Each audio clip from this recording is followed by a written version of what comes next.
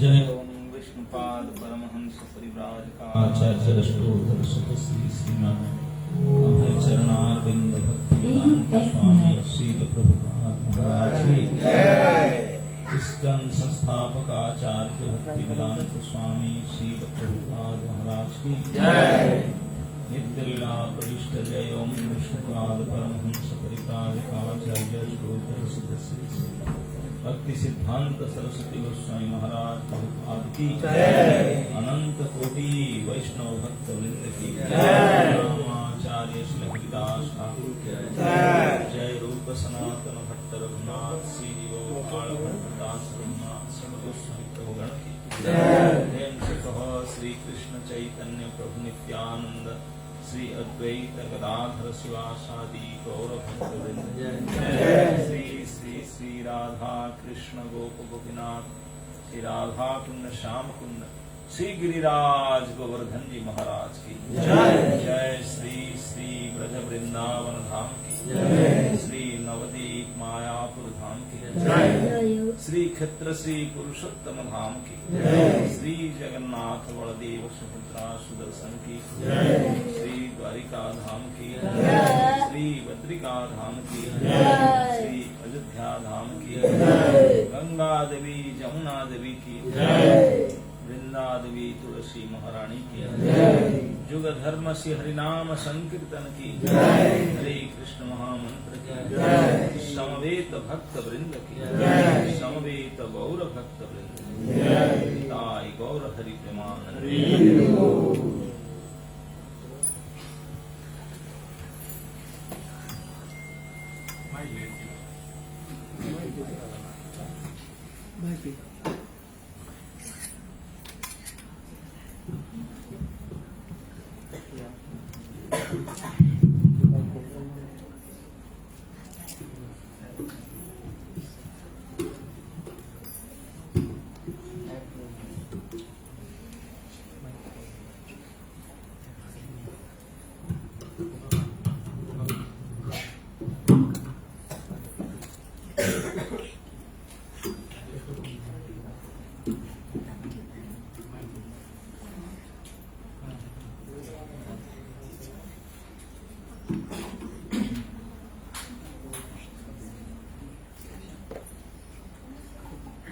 हरे कृष्ण।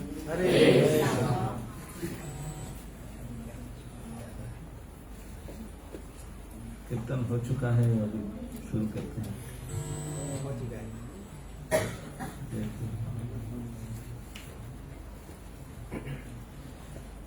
गुरवे गौरचंद्राय राधिकाय तदालय कृष्णाय कृष्ण भक्ताय तद्भक्ताय नमो नमः। एक समय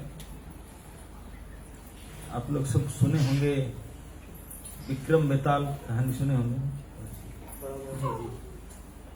विक्रमादित्य अवंती नगर के राजा थे। राजा तो नहीं थे, राजकुमार थे। उनके भाई भर्तृहरि जी राजा थे, बाद में वो राजा बने। तो विक्रमादित्य के जो कुमार थे वो बेताल सिद्धि किए थे। तो एक समय बेताल के साथ उनका वार्तालाप होता था। तो उन्होंने एक प्रश्न पूछे बेताल ने विक्रम को, बोले कुमार बताइए क्या चीज यहाँ है वहां नहीं, वहां है यहाँ नहीं, यहाँ भी है वहां भी है, यहाँ भी नहीं वहां भी नहीं। क्या उत्तर देंगे उसको? प्रश्न समझ में आया ना? क्या चीज यहाँ है यहाँ नहीं, वहां है यहाँ नहीं, यहाँ नहीं वहां भी नहीं, यहाँ है वहां भी नहीं। लेकिन नहीं बड़ा। तो कुमार बताए विक्रम ने, बोले आप जिस चीज के बारे में पूछ रहे हो वो है सुख।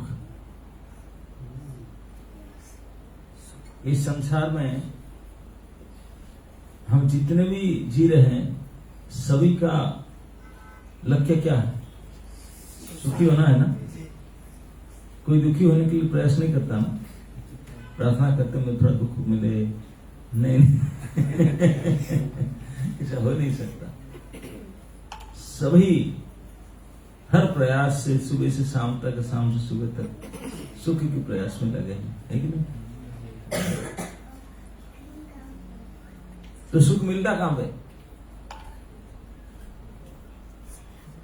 बोलते हैं असली सुख तो हमारा पल्ले भी पड़ा नहीं है। हमारे पल्ले में केवल दुख ही पड़ा है।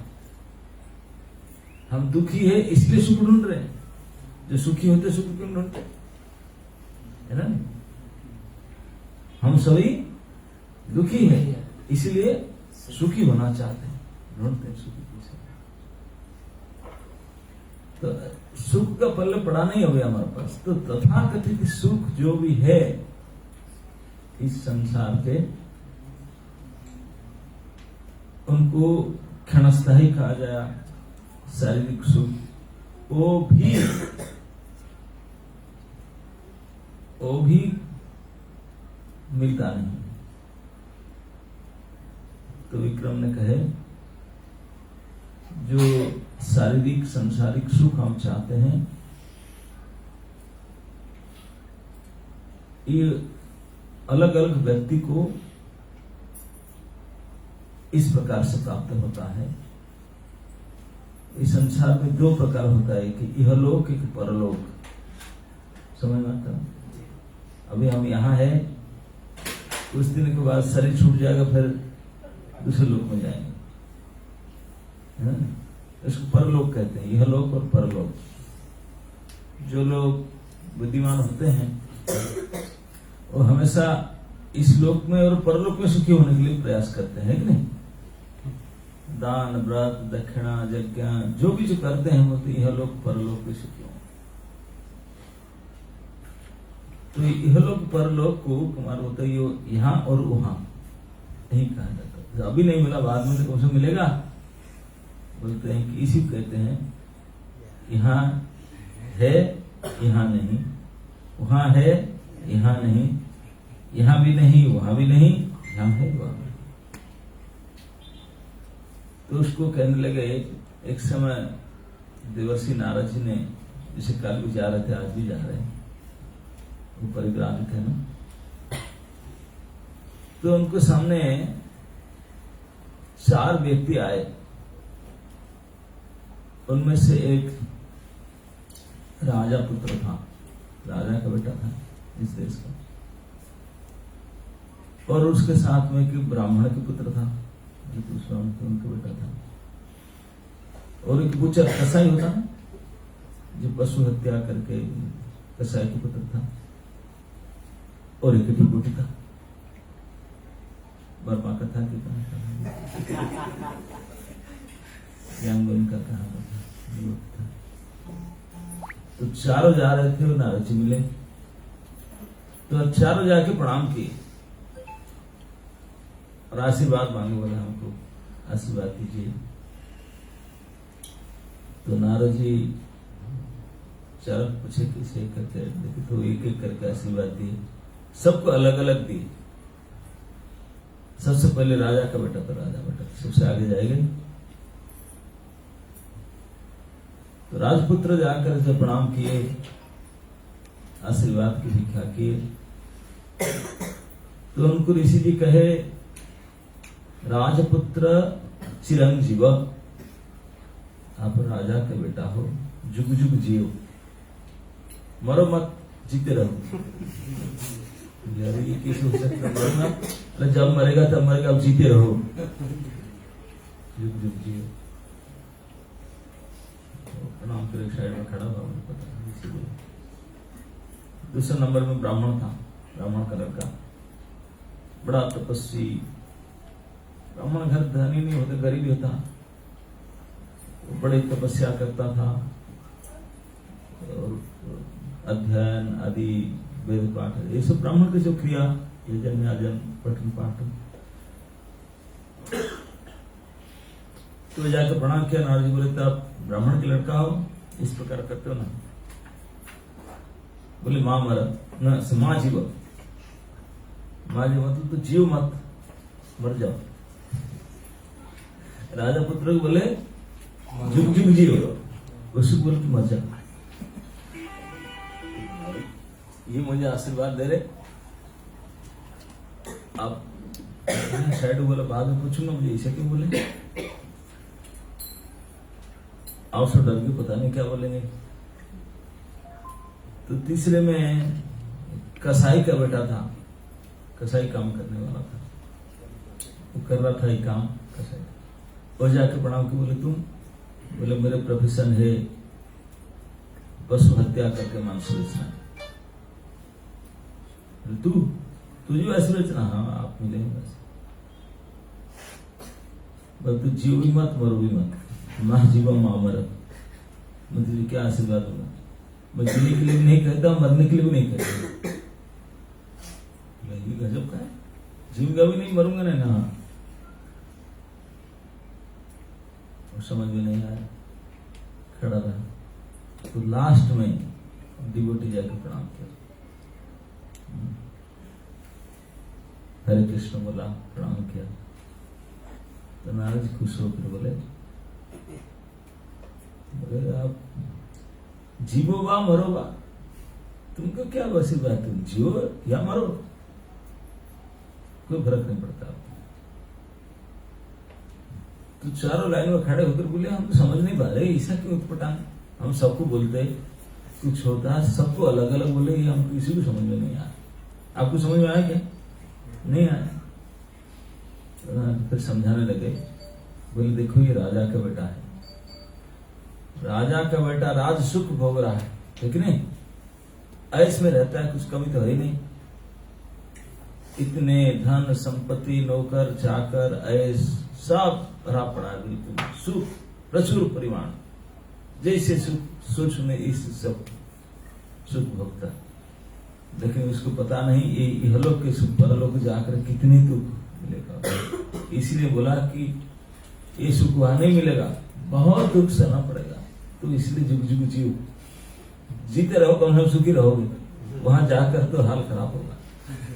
तो इसलिए मरो मत, जीते रहो। जब मरोगे तब बुरी तरह से दुख मिलेगा तुझे।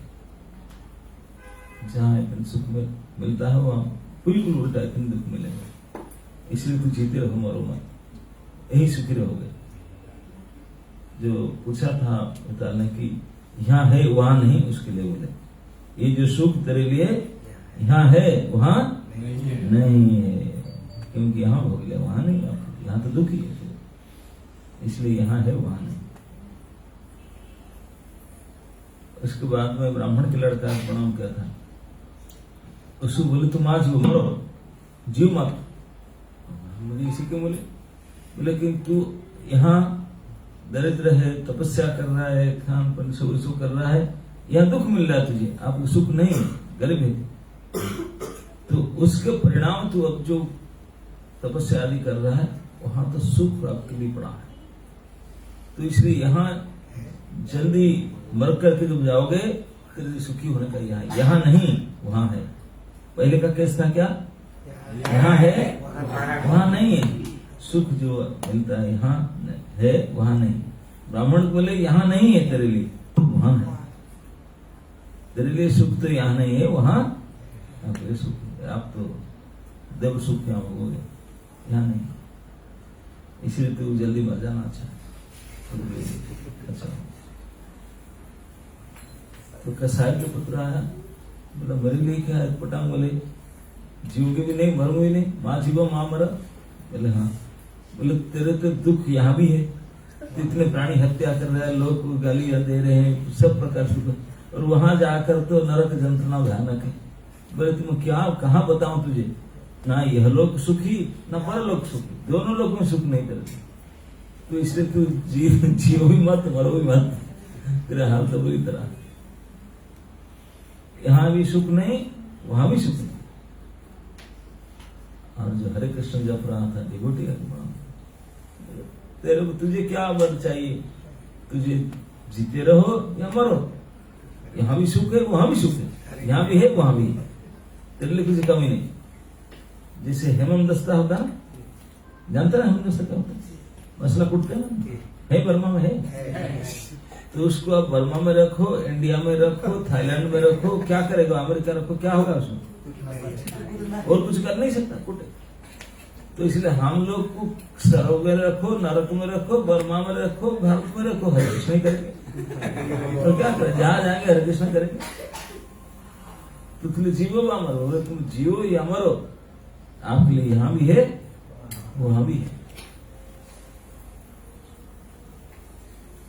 तो इसलिए ये जो मनुष्य जन्म है, मैं हमेशा कहकर आता हूं कि जन्म मिला, जानते किस लिए बताऊं, डरेंगे तो नहीं। हमको जन्म मिला मरने के लिए, इसलिए जहां हम रह रहे हैं इस घर का नाम पता है क्या है, मृत्यु। करेक्ट, जानते हैं कौन सा, भगवान ने बनाकर साइन बोर्ड लगा दिए, ये मरने का स्थान है, यहाँ क्या होता है, मरना ही होता है। यहाँ जो आते हैं मरने के लिए आते हैं, और को क्या मृत्यु लोग है। बोलेंगे अरे यार इतने आईफोन बना है, ये सब इतने बढ़िया बढ़िया सब चीजें हैं, आप बोलते हैं मरवाने के लिए। ये सब इतने बढ़िया बढ़िया सामान किस लिए, मरवाने के लिए। ये मरने के लिए तो आए, ये हेल्प करेंगे मरने, ये सब चीजें मरने के लिए हेल्प करेंगे। मृत्यु लोग है, यहाँ कोई जी नहीं सकता, संभव ही नहीं।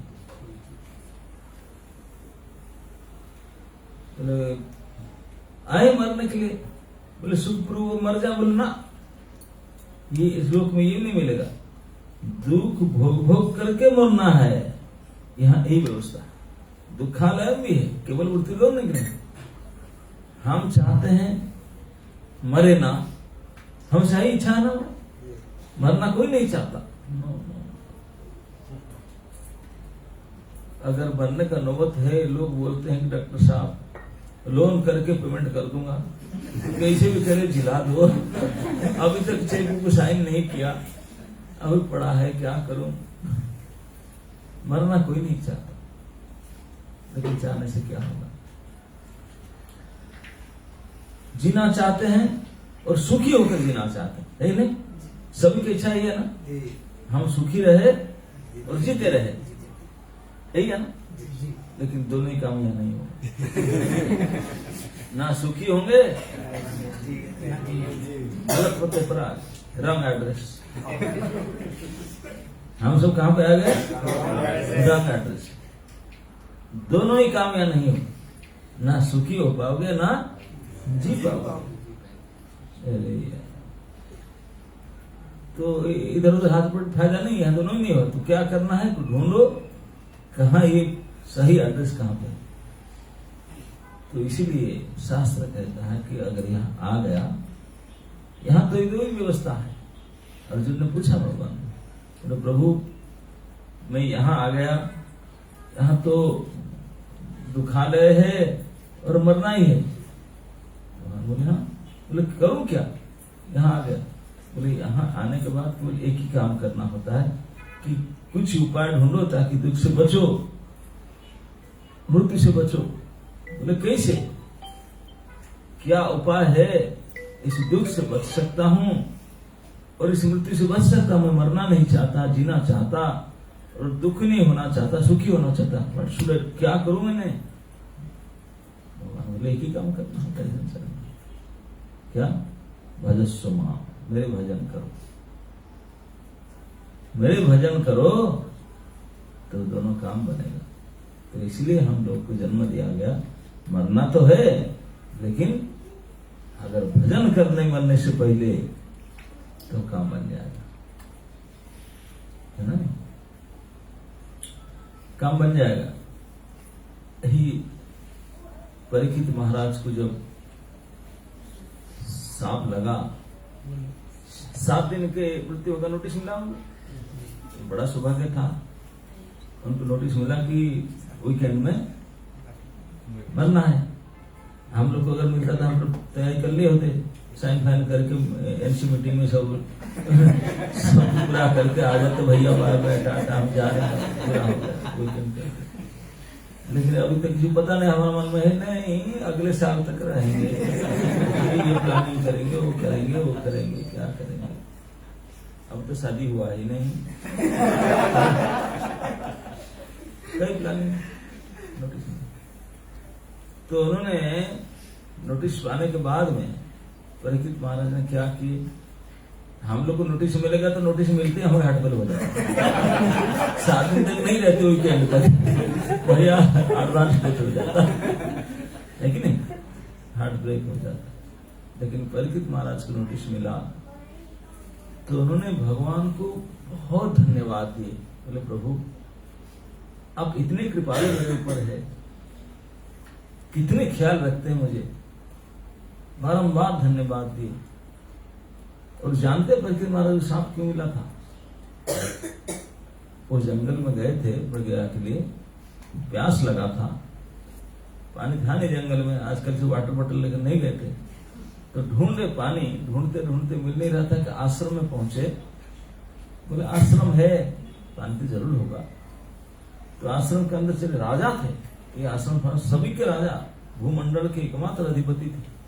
तो आश्रम में गए, कोई मिले नहीं, कोई पानी के टैप भी नहीं मिला, कोई मटका सुराई पानी का वो भी नहीं मिला। बोले क्या आश्रम में करे पानी वानी कोई है नहीं, कोई दिखते ही नहीं। तो आश्रम के इंचार्ज तो समीक मुनि वो ध्यान में बैठे थे, उनके ध्यान के समय था, वो बिल्कुल आंख बंद करके बैठे हुए थे। वो सोचो ढोंगी कहेंगे मैं आया, मुझे कोई मीटिंग नहीं करते, मैं आया हूं और मैं पानी ढूंढता हूँ, कोई पानी की व्यवस्था नहीं आश्रम में। तो मरा हुआ सांप पड़ा हुआ था, धनुष को नोक उठाकर उसको फेंक दिया, उसको करो, वो चले गए। बोले बेटा आश्रम कैसा है कि नहीं? इसीलिए किसी के घर में कोई अतिथि आते हैं, कुछ नहीं है तो एक गिलास पानी देना चाहिए, ठीक है? तो कोई थे नहीं, तो इसलिए परीक्षित महाराज चले गए। तब किसी ने देखा, जाकर के बता दिया, उसका लड़का स्नान कर रहा था, श्रृंगी था उनका लड़का, ब्राह्मण का लड़का था, समय किसी बताया और राजा आया था तुम्हारे घर में, तो पिताजी ध्यान में थे, उनको सांप फेंक दिया हो तो आप पिता तो मर गए। वो भी देखा नहीं ठीक से, गलती बता दिया राजा, सांप बोल दिया। तो वो गुस्सा है, ऐसा राजा आकर के सर्पाघात में पिता को मार दिया। अब वो भी देखा नहीं, बिना देखे, बिना जाने, बिना समझे, वहीं पर जनेऊ निकाल कर, पानी निकाल कर वहीं से अभिशाप देने लगा, ब्रह्म साहब। बोला मेरे पिताजी को तुम अभिशाप देता हूँ 7वां दिन में, इस बर्मा के साथ नहीं, इंडिया के साथ नहीं, स्वर्गीय सांप आएगा ऊपर से, इम्पोर्टेड स्नेक, इम्पोर्टेड सांप आएगा, वो काटेगा जिससे कोई यहाँ के लोग बचा नहीं सकते, अवश्य मरेगा तुम्हें साथ। तक्षक बोला, तक्षक यहाँ का नहीं, इम्पोर्टेड देवताओं के तक्षक नाग लोग। तो परीक्षित महाराज से पता नहीं था, ये सांप दिया करके वो चले गए घर में। प्यास लग रहा था, अभी पानी नहीं पिए थे, पानी मिला नहीं। घर में जा करके, घर में जो जा रहे थे, रास्ता में सोचने लगे मैंने ऐसा क्यों किया। वो हो सकता है ये जो ऋषि बैठा था, हो सकता है सही में ध्यान बैठा होगा, मैं तो ढोंगी समझ करके मेरा सब फेंक दिया, मुझे कैसे पता चला है कि डुप्लीकेट ही कर दिया, वो सही में ध्यान में बैठा होगा या कुछ भी क्या होगा, मैं बिना जाने उसके ऊपर क्यों किया ऐसा। तो मन में उनका ग्लानि होता था, बड़े दुख होता था, बोले मैं एक आदर्श राजा हूं, अगर मैं इस कर्म किया, एक ऋषि ब्राह्मण है, उनको बिना जाने वो बेचारा ध्यान में बैठा था, उनको ऊपर ऐसे अपमानित कुछ कर दिया, सांप फेंका, मुझे अच्छा नहीं लगा, पानी नहीं मिला तो बात अलग है, इसलिए उनको क्यों आपने इसने किया। इसको मन में दुख मानकर बोलते हैं कि मैं गलती किया, उसका क्या प्रायश्चित करूं, सोच रहे थे। ये तो गलती तो मैंने किया, ये एक ऋषि ब्राह्मण थे, उनके प्रति ऐसा व्यवहार आश्रम में था नहीं कि कोई और पानी रखे होंगे, ध्यान में बता नहीं सकते, तो मैं उनके ऊपर बिना जाने इसे क्यों किया, इसके लिए उनको बड़े ग्लानि हो रहा था, दुखी होकर के सोचते थे क्या करूं, क्या करने से मेरा प्रायश्चित होगा। ये बात सोचकर घर में जाकर के पहुंचे थे, तो वो लड़का अभिशाप दे करके घर में आया, पिताजी के रोते रोते, लड़का का रोना सुन करके समीर इसके ध्यान खुल गया, मेरा बेटा क्यों रो रहा है। वो देखे, वो बोला पिताजी आप मरे नहीं है। मैं क्यों मरूं, ना मुझे तो बताया आप मर गए, गलती में से मिला था। अरे तू ऐसे सोच रहा था ना, मैं तो अभिशाप दे दिया, किसको ना, मुझे बताया गया कि सम्राट परीक्षित आए थे आश्रम में, और आप ऐसी तो उनको सर्पाघात मृत्यु होगा एक हफ्ता के बाद। इस बात सुन करके समय जी बड़ा दुख हुआ, बोले हरे चंडाल कहीं के, इतने बड़ी भक्त राजा है, कितने उदार राजा है, उनको तो कैसे साथ दिया बिना समझे जाने, बहुत बड़ा अपराध किया तुमने, बहुत बड़ी गलती किया। मतलब मैं क्या करूं, मुझे ऐसे बता, सुना मैं तो गुस्से में बोल दिया। उसी दिन से समय के ऋषि ने जो ब्रह्म वाक्य ब्राह्मण के बात पर जो दम होता था उसको डिलीट कर दिया, ये मिसयूज करते हैं अपने ब्रह्मवाणी, नहीं तो बाघ वज्र होता। ब्राह्मण लोग को धनुष चलाना राइफल चलाना नहीं होता, बात बोल देंगे हो जाएगा, ये ताकत होता था। लेकिन उस द्वापर अंत में, उस कली की शुरुआत में ब्राह्मण लोग ने गड़बड़ी करने लगे, अपने वाणी को मिसयूज करने लगे, जब मर्जी तहाँ अभिशाप देने लगे। तो समय के मुंडे बोले इसी गलती अपराध करने लगेंगे, तू ये बच्चा है, तू इसी कर रहा है पठान, इसको भक्त राजा को। तो उन्होंने ब्रह्म वाक्य को डिलीट करके बोले, और आज से लेकर के भविष्य तक किसी बोलने पर कुछ नहीं होगा। कितने जन्म में हाथ डाल करके पानी उठाकर डालो तो अभिशाप डालने करेगा, कोई समझता भगवान के तक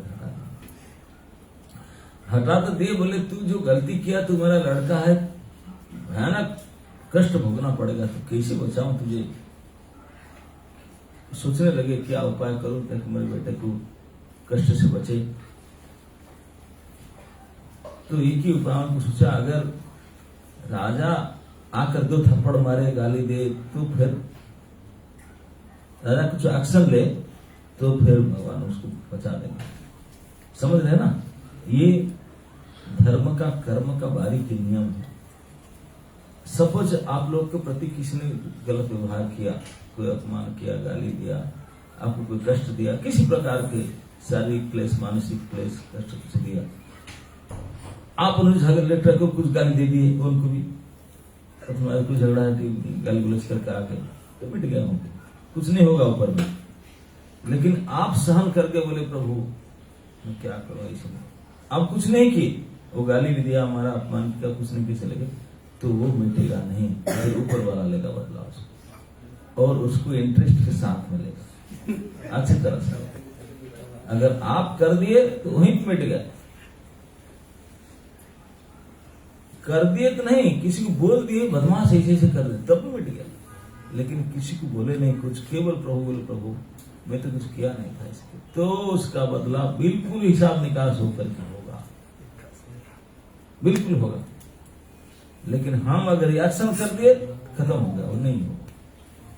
तो इसलिए ये बारी की नीति को समीक ऋषि जानते थे।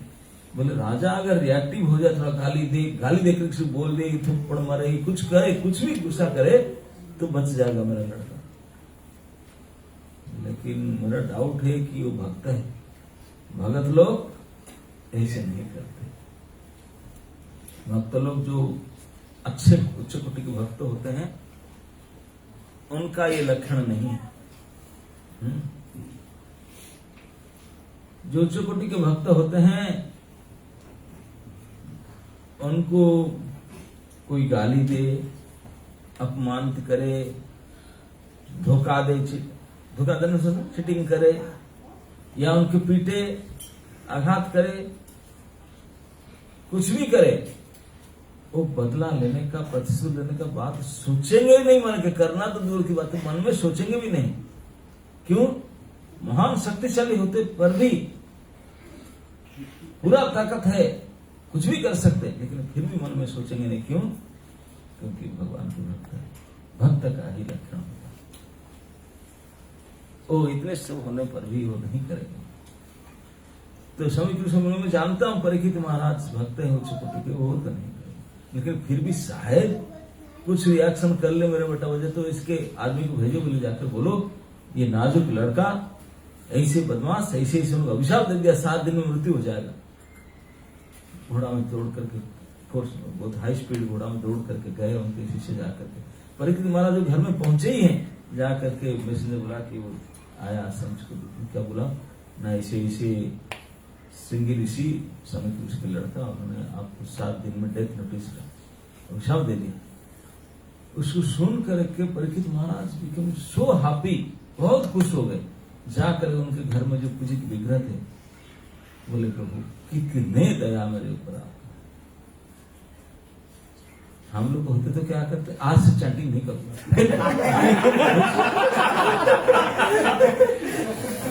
सुना माला कर रहा हूं, मंगल आरती जा रहा हूं, क्लास में जा रहा हूं, ऐसा हमारे साथ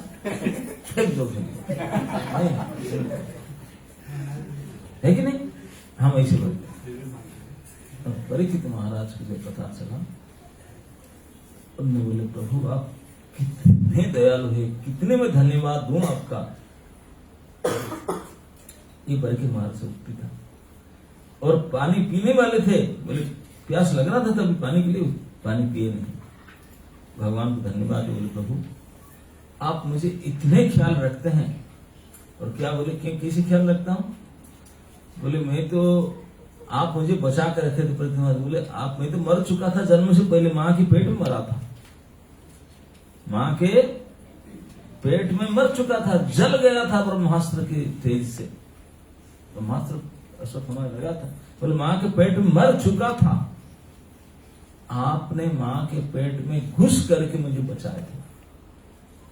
कोई डॉक्टर फक्टर मेडिसिन कुछ नहीं काम कर सकता।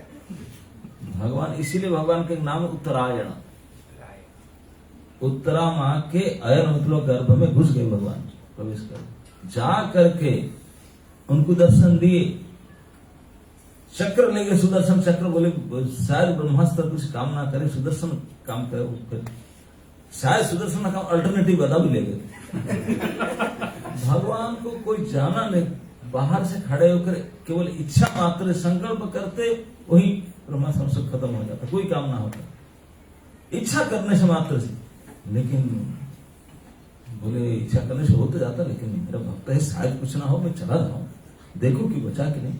भगवान का इतने प्रेम था, स्नेह था, बाहर खड़े रहकर कुछ भी कर सकते थे लेकिन संभाल नहीं पाए, इतने प्रेम था। घुस गए उतरा मां उनका गर्भ में चले गए, पेट के अंदर चले गए, सूक्ष्म रूप धारण करके बचाने के लिए अपने भक्त को। और चले गए, भगवान चले गए हो तो इसलिए पवित्र हो जाएगा सारे, कोई दुनिया का कोई अस्त्र काम नहीं करेगा भगवान के सामने, उनके तेज के सामने। लेकिन भगवान का डॉक्टर बोले शायद कुछ ना हो, अस्त्र सुदर्शन महाज्वाला ले जाता हूं, जो ब्रह्मास्त्र नारायण अस्त्र है उसको निरस्त करूंगा, उसको लेकर चक्र लेकर साथ में गए चलाते हुए। बोले चक्र शायद कोई तेज काम ना करे, पेट के अंदर कुछ हो, दूसरा अल्टरनेटिव ले जाए, गधा भी लेकर गए, इतने सारे लेकर गए। परीक्षित महाराज 7वां महीना के थे, 7वां महीना में चेतना आ जाता गर्भ में भी, तो 7वां महीना है, आंख अभी खुला ही नहीं था लेकिन आंख खुल गया। ऐसा कौन आ गया, तेज भगवान की तेज से आंख खुल गया और देखे एक पुरुष को, अंगुष्ठ मात्र पुरुषम, छोटा सा एक पुरुष चमचमाते हुए, उनको भगवान की तवस्त्र धारण किया हुआ, ऐसे उनके रूप में बिल्कुल छोटे साइज में, और एक हाथ में चक्र, एक हाथ में गदा लेकर के परिक्रमा कर रहा था लड़का का। हम भगवान का परिक्रमा कर रहे थे, भगवान उसका परिक्रमा कर रहे। और देखा घूर कर देख रहा था उसको, मेरे चारों ओर घूम रहा है। अरे तू जल के मर चुका था, वही आकर जिला, इसलिए घूम रहा था, कहीं कहीं को फफला तो क्या करते हैं, छला तो नहीं रह गया, कोई कमी तो नहीं रह गया, पूरा चारों तरफ सारे करंट प्रूफ कर दिए। ब्रह्मास्त्र का कोई इधर उधर कहीं थोड़ा बच जाए, कहीं थोड़ा अपंग हो जाए, कुछ नहीं, चारों तरफ घूम घाम करके कंप्लीट फ्री कर दिए, कोई प्रकार से कोई इफेक्ट नहीं रहा, बिल्कुल ओके टेस्टेड करके फिर बाहर आए। ऐसे भगवान की दया है, गर्भ में घुस करके बचाए थे ब्रह्मास्त्र के तेजी से। और इसीलिए लड़का जब पैदा हुआ 2 महीने के बाद में, कोई भी उनका सामने आता था ऐसे देखता था, थोड़ी समय देख कर चुप हो, फिर दूसरा, फिर इसको देखता था, फिर तीसरे को देखता था, सबको देखता था। लोग परेशान हो गए, ना रोता है ना हंसता है, देखता है इसी करके। लड़का पैदा हमसे रोते हैं, वो रोता नहीं था, ना हंसता था, आंख भर गई से देखता था, जो भी आता था सामने उसको देखता था। माता पिते बंधु मामा चाचा परेशान, बोले क्या हो गई।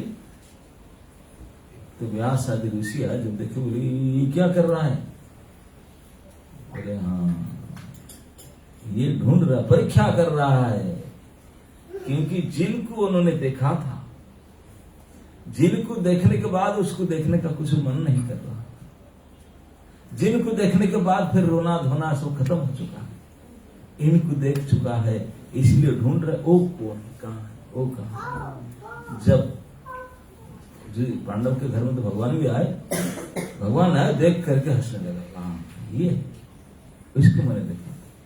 तो परीक्षित महाराज कहते हैं जो ब्रह्मास्त्र अमोघ अस्त्र, और मैं कुछ निरस्त था, निरुपाय था, गर्भ में पड़ा हुआ था, इस अवस्था में निरुपाय निसहाय अवस्था में ब्रह्मास्त्र के तेज से जो मुझे बचाए, जबरदस्ती सुदर्शन गदा स्वयं जाकर बचाए, तो ये छोटा सा ब्राह्मण के लड़का उससे नहीं बचा सकते क्या? ये साथ क्यों दिलाए मुझे? मैं समझ रहा हूं क्योंकि मैं राज ठाट बाट में आकर भूल गया कि मैं भी कभी मरूंगा क्या। अभी हम ये राज मध्य में पोस्ट पोजीशन में आकर के भूल चुके हैं कि मेरा भी मृत्यु होगा, भूल गए। ये करना है, वो करना है, ये करना है, घोर जीवन संग्राम में लगे हैं जीने के लिए, भूल गए मुझे भी मरना होगा और किसी भी समय मर सकता। ये याद नहीं रहा था मेरा राज मद में पोस्ट पोजीशन के चक्कर में। आप आज मुझे याद दिला दिए, नोटिस भी दिला दिए, 7 दिन बाकी जो करना है कर लो, 7 दिन में मरना है प्रभु। इसीलिए मैं गदगद हो गया, आपकी कृपा का कारण धन्यवाद देता हूँ। मरना तो दुनिया में सबको है। हफ्ता में कितने दिन होता है? 7 उससे 8 दिन नहीं होता ना। Sunday, Monday, Tuesday, Wednesday, Thursday, Friday, Saturday, फिर संडे, 7 दिन होते हैं। हम जितने भी है सब मरेंगे, यही 7 दिन के अंदर 8वां दिन कोई होता है क्या? तो हमारे भी कैंडिडेट होता, यही 7 डे के अंदर किसी भी डे हमारा भी डेथ होगा। कोई नया डे कोई आया नहीं, 7 ही डे है। यही 7 डे के अंदर ही किसी डे के अंदर हमारा भी होगा, लेकिन हम नहीं समझते हैं। तो उन्होंने पानी भी नहीं पिए, खाना तो दूर बात है। तुरंत जो भी कुछ राजपाट था चेक वगैरह सारे निकाल करके जन्म जब दे दी, बेटे को दे दी immediate. as soon as possible दे के गमछा पहन करके गंगा तट पर चले, सारे कपड़ा भी उतार दिए। पानी भी बोले, पानी क्यों पिए, 1 गिलास पानी क्यों खराब करूंगा, मरना ही है। 1 गिलास पानी को इसी क्यों नष्ट करूंगा। पानी भी नहीं पिए, हम तो बोलते पानी पी कर मरते। पानी भी नहीं पिए, खाना तो दूर बात है, बोले सोने नहीं, आमरण अनशन, मरते दम तक खाना पीना सोना तीनों त्याग दिए। बोले मरना ही, फिर इसको करना क्या है, ऐसा आराम फिर किसी भी तो मरना ही। फिर क्या किए, बोले गायत विष्णु गाथा, मुझे भगवान विष्णु की कथा सुनाइए। हे गंगा देवी, गंगा जी के चरण में जाकर, हे गंगा देवी आप भगवान के चरण धुवन जल है, चरणादुक है, मैं आपके शरण में आ गया, मुझे शरण दो, मुझे भगवान की स्मरण रहे, भगवान की कथा सुने, बस इसी सुन के बढ़ रहा। ये लेकर के बैठे सुखदेव गोस्वामी जब आया तो उनको पूछे, परीक्षित महाराज ने बोले गुरुजी ये बताइए, कोई व्यक्ति को अब मरने वाला ही हो गया, मुमुर्षु तो मरने वाला ही जो है, हम लोग सो मरने वाले है कि नहीं? हम तो विश्वास नहीं करते ना, जीने वाले। अरे मरने के घर में बैठे हो तो जीने वाले किसी हो गए। पर जो मुमुर्षु है, जो आज नहीं तो कल, हो तो 10 साल के बाद में, नहीं तो 10 दिन के, कभी मरे। जो मरने वाले ही है, पक्का उनकी स्टाम्प लग गया, मरेंगे ही, हम थोड़े दिन बाद मरेंगे, मरने के राह पर चल रहे। उनको कौन सा कार्य करना चाहिए ताकि उनको जन्म मिला था, उनका जन्म सफल हो जाए। जीवन सफल करने के लिए क्या करना चाहिए?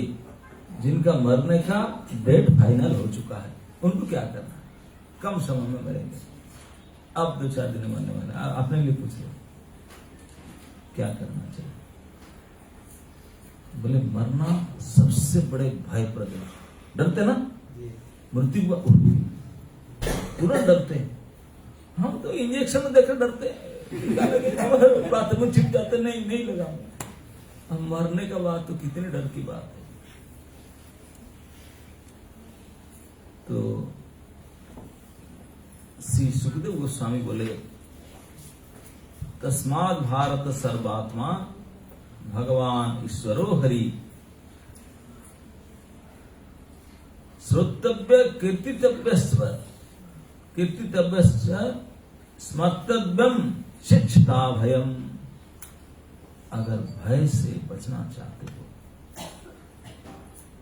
यदि इच्छा है डर से, भय से बच जाऊं, मैंने डर लगता है मुझे मर जाऊं, और भी क्या होगा, ये आएगा पूछेगा, गाली देगा, मारेगा, पिटेगा, मरूंगा, भय है।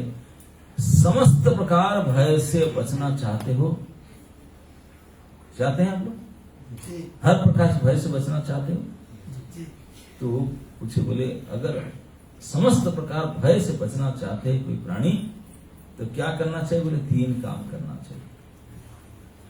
3 काम करना चाहिए तो सारे भय से बच जाएगा। 3 काम क्या है? पहले है श्रोतव्य, श्रोत मतलब सुनना चाहिए।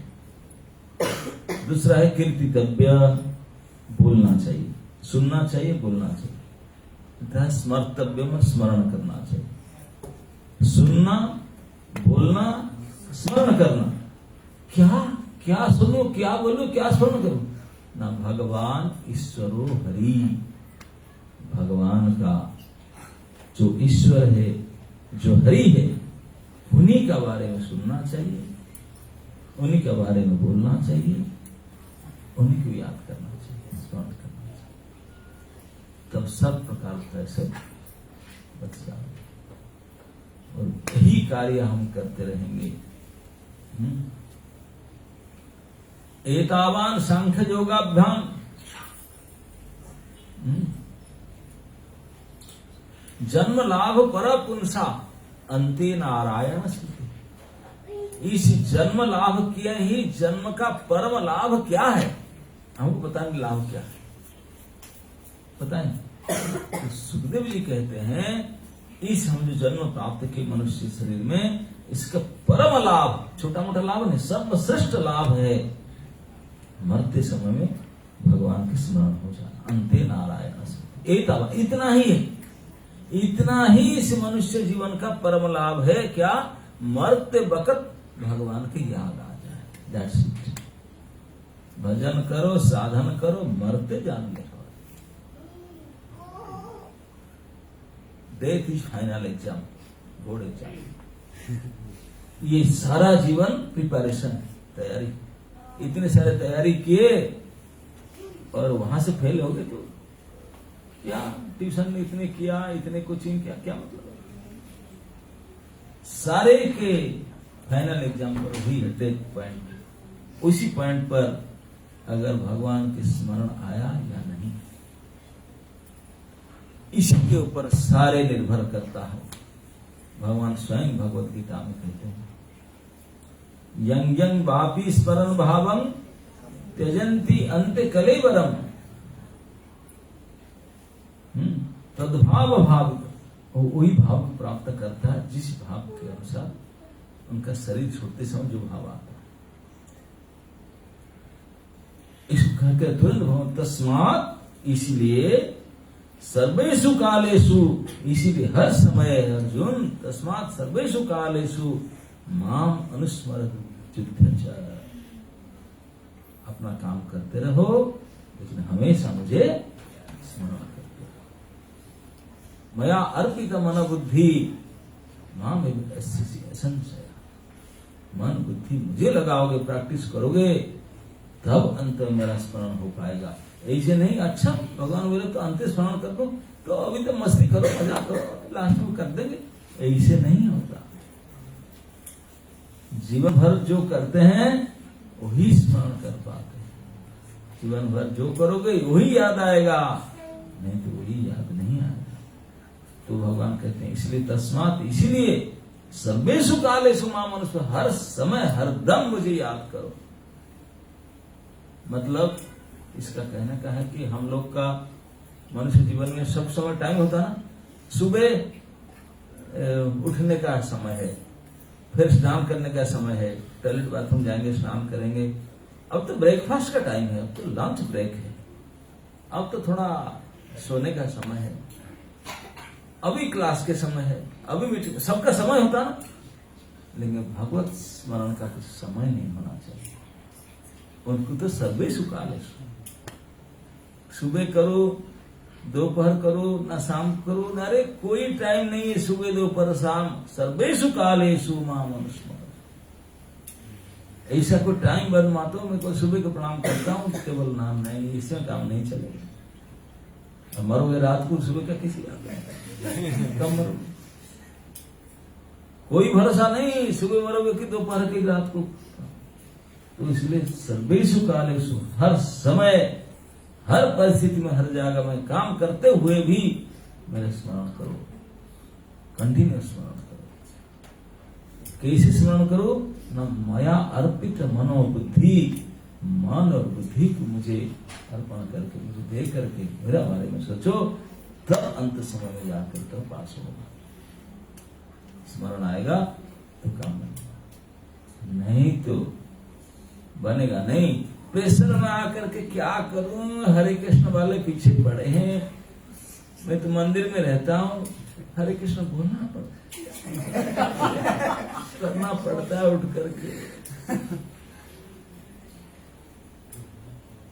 ऐसे करने से, जैसे एक तोता पाल के रखे थे तो उसको डेली बोलते राम राम बोलो, राम राम बोलो, तो प्रसाद खिला दाना देते खाने के, राम राम बोलो तो राम राम बोलता था, दाना खाता था।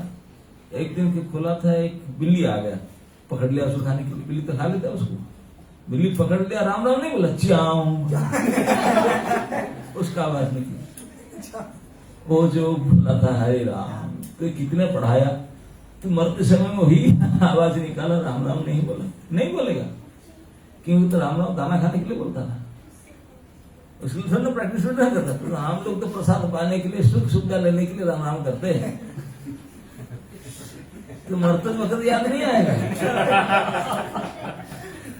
अभी भी अब टेस्ट कर देख ले, रास्ता में जाते समय को पैर में छूट लगा, माँ होता है कि नहीं? हरे कृष्ण नहीं होता ना, वही स्वाभाविक निकले, क्या चियाओ सब, क्योंकि हम सुख सुविधा के लिए ही हरे कृष्ण करते नहीं। मुझे करना पड़ता है नहीं, मैं करना चाहती हूँ, करना चाहता हूँ, यही मुझे करना है, सब कुछ मुझे यही ही करना है। इस प्रकार से अगर हम करें, क्या करें ना, भगवान जो सभी दुनिया के सभी के ईश्वर हैं, और वो केवल ईश्वर ने हरि है। हरि शब्द का अर्थ है सब कुछ हरण करने वाले, सर्व अमंगल हरे। और प्रेम दिया हरे मान, ये हरि शब्द का अर्थ है। हरि का अर्थ है प्राणी का सारे अमंगल को हरण कर लेगा, उनको स्मरण करने से कोई अमंगल रहेगा। केवल अमंगल को हरण करेगा ऐसा नहीं, प्रेम करके आपके दिल को, आपके मन को भी हरण कर लेगा। चित्तहारी बोलते ना, नहीं, भगवान चित्तहारी है, मनोहारी है, मन को, चित्त को हरण करने वाला। इसलिए बोलते हैं कि सर्व अमंगल हरे, प्रेम दिया हरे मान, ये है हरि, और सभी के ईश्वर है, और भगवान षडैश्वर्य पूर्ण है। उनका बारे में सुनना चाहिए, उनका बारे में बोलना चाहिए, उनका बारे में यादाश्त करना चाहिए, तब हमारा इस शरीर का भला कल्याण। हरे कृष्ण।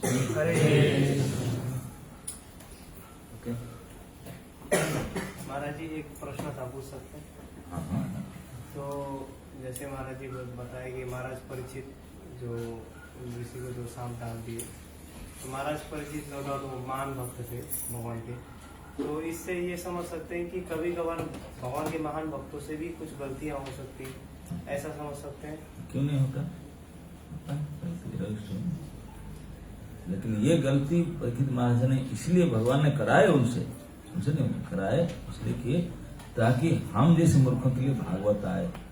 परीक्षित महाराज आपने जीवन दान करके इस धरती पर भागवत को लाए। अगर परीक्षित महाराज ये ना करते, आज भागवत हमारे सामने होता ना होता। इस दुनिया में भागवत को लाने के लिए वो काम किया। कुछ कारण होता है किसी हम लोग तो मर के मुद्दा होते दूसरे को परेशान करते हैं, लोन लेकर हमारा घिष्ट दिलाते हो समाज में, है कि नहीं? लेकिन ये भागवत है। और एक प्रश्न था महाराज जी, तो जैसे महाराज जी ने बताया कि जब कोई हमारे प्रति थोड़ा अपराध जैसा करते हैं और हम रिएक्ट करते हैं तो वो खत्म हो जाता है, अगर रिएक्ट भक्त जो है रिएक्ट नहीं करते हैं तो हिसाब लग जाता है। तो इससे ये हम समझे कि हमें रिएक्ट करना चाहिए? नहीं करना चाहिए, बिल्कुल सहन करना चाहिए। चाहे हमको कोई गाली दे, अपमानित करे, ठगे, कुछ भी करे, हम लोग को प्रभु चुपचाप, मन में सोचना भी नहीं चाहिए। नास्य तत् प्रतिकुर्बन्ति तद भक्ता प्रभवोपि, ये श्लोक आया। प्रतिकार करने के लिए बात मन में सोचते ही नहीं, प्रभावशाली होते हुए भी। ये है सहनशीलता का लक्षण। अब राजा रणजीत सिंह जा रहे थे, पंजाब के राजा थे, एक पड़ाव पर बैठे थे, पता नहीं पहले जमाने में राजा जाते थे, वो गांव में एक लड़का था, गर्मी के समय आम का सीजन है ना, वो लड़का जा करके आम पत्थर फेंकता है, देखा है, आम तोड़ने के लिए पत्थर मारता था। अब 10-20 पत्थर मारने के बाद एक आम गिरता था, और डेली पत्थर आम लेकर खाता था बेचारा, वो पत्थर मारता था खड़े होकर के। तो एक पत्थर, वहां राजा बैठे थे, वो पत्थर तो आम लग जाए तो उनमें लग गया, उनको पता नहीं कि राजा बैठा है करके। उन लोग का टेंट लगा है, उनको क्या पता, लड़का को पता नहीं गाँव को लड़का बेचारा। तो राख लगा, राजा में पत्थर लगा, और ये सैन्य सिक्योरिटी बॉडीगार्ड तुरंत भाग के, तुरंत बोले लड़का पकड़ कर खींच। वो बोलते मुझे क्यों पकड़ता है, क्या हो गया ना, तू बदमाश, जो थप्पड़ मारे तो मृत्युदंड होगा, तेरा गला कटेगा। वो बोलते क्यों, मैं डेली पत्थर मार के आम तोड़ते हूँ, हाँ क्यों गला काटने के लिए बोल रहे, क्यों रो रहा था, खींच कर ले गए उसको। राज साहब बैठा, राजा रणजीत सिंह के पास, ले पत्थर मारा, वो रो रहा था। राजा उसको बोले बेटा तूने क्यों पत्थर मारा, बोला मैं आपको नहीं मारा, मुझे तो लगा ना, मुझे नहीं पता, नहीं आप बैठे लग गया, मैं तो डेली आम के पेड़ को मारता था, 50 पत्थर मारने से मुझे आम देता था, वो 50 मेरा पत्थर खाता था, मुझे पक्का हुआ आम देता था, और आपको बिना जन एक लग गया बोलते गला काटेंगे मेरे।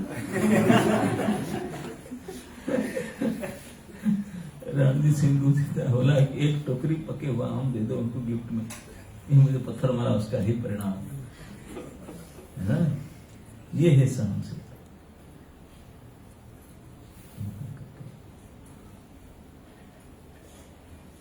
आप जब रिएक्ट कर देंगे तो हम ही खत्म कर दिया, नहीं तो केस ऊपर में जाएगा और उसका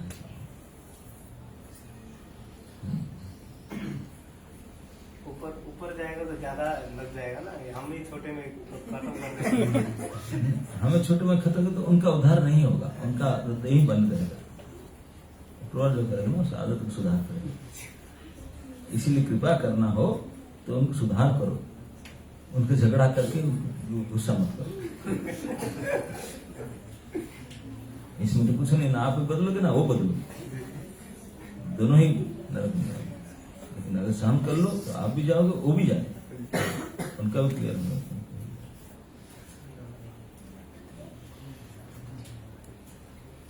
ओके, एनी मोर क्वेश्चन?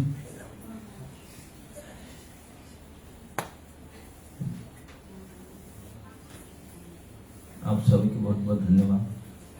कुछ समझ में आएगा नहीं आपको? क्या सभी लोग को हिंदी समझ में आता है? तो कैसे समझ में आएगा? ज्यादातर को आता है, जिनको नहीं भी आता है वो भी समझ गए होंगे, एक्शन से नहीं।